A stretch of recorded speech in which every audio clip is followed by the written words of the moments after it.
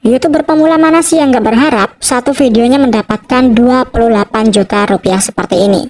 Ini dikarenakan nilai RPM-nya yang tinggi ya teman-teman. Jika kita lihat di performa videonya, untuk 1000 views-nya itu sudah bisa mendapatkan 235.000 ya. Jadi kalau 100.000 views yang mendapatkan 28 juta seperti ini teman-teman.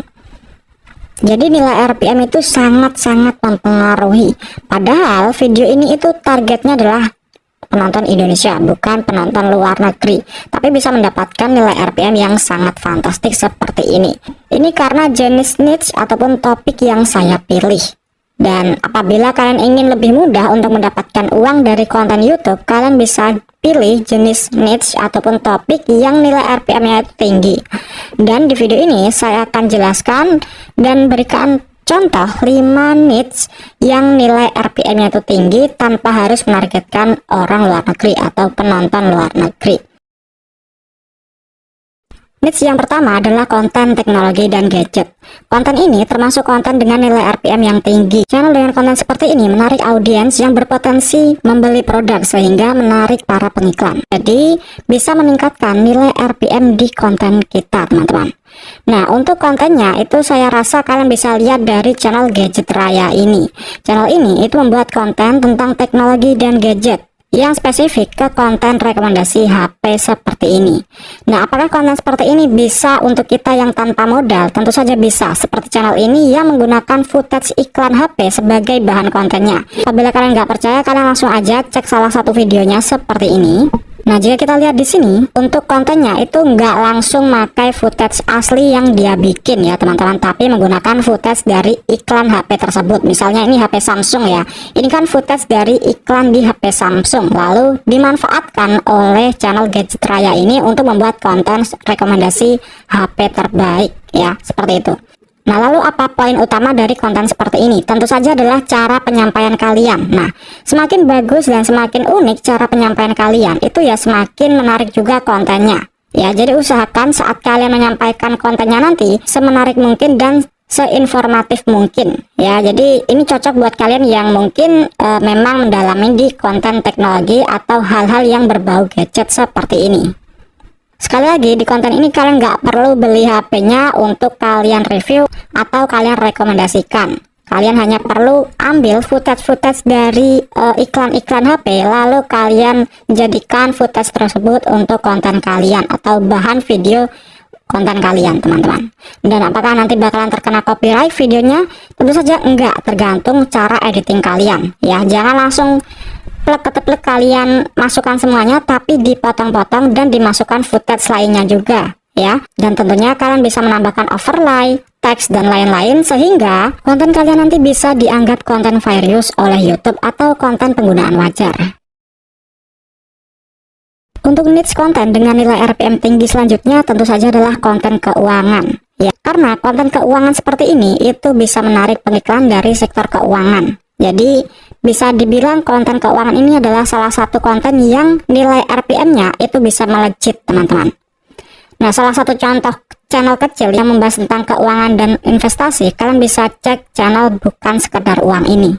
Channel ini memang kecil, tapi kita bisa lihat dari formula videonya yang bisa kita ATM atau amati tiru modifikasi.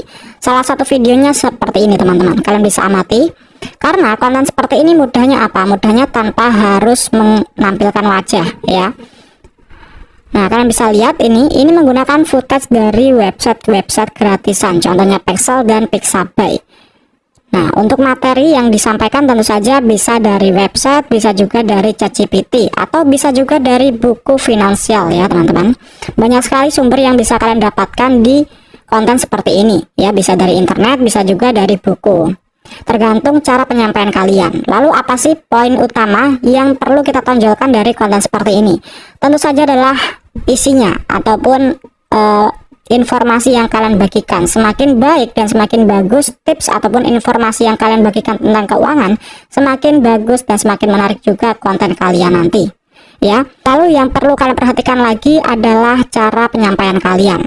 Cara penyampaian kalian gimana dan bagaimana itu sangat mempengaruhi views pada video kalian nanti. Dan ini adalah contoh channel kecilnya. Yang channel ini itu jika kita lihat di videonya sudah monetisasi karena di sini sudah ada icon super thanks ya teman-teman. Nah, apabila kalian cari referensi channel besar, kalian bisa cek ngomongin uang ini. Channel ini juga sama ya, temanya adalah tentang keuangan ya, investasi dan kripto. Nah, channel seperti ini juga bisa mendapatkan RPM yang sangat tinggi.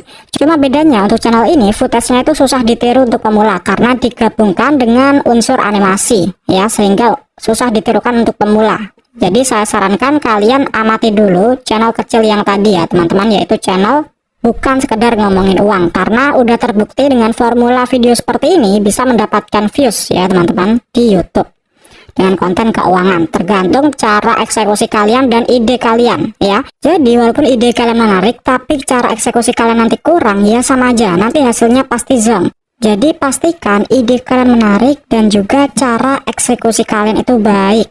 Nah, eksekusi yang baik itu gimana sih? Mulai dari thumbnail, judul ya, isi video, itu termasuk cara eksekusi kita ya. Nah, kalau kalian bingung, kalian tinggal cari aja channel ataupun kompetitor yang udah besar ya. Lalu kalian bisa ikuti atau ATM dari channel tersebut. Mulai dari thumbnailnya, judulnya, isi videonya, kalian bisa ikuti aja. Namun tentu saja dengan style yang berbeda. Jangan terlalu disamain, nanti juga hasilnya jelek ya teman-teman kalaupun sama. Usahakan berbeda namun tetap dengan menggunakan formula yang sama seperti yang digunakan channel tersebut. Niche selanjutnya adalah konten pendidikan. Konten pendidikan ini bisa dari segala sektor, contohnya tutorial, mata pelajaran, belajar bahasa asing, dan tips belajar untuk ujian nasional. Semua itu memiliki RPM yang tinggi karena dicari oleh siswa dan orang tua yang serius dalam pendidikan.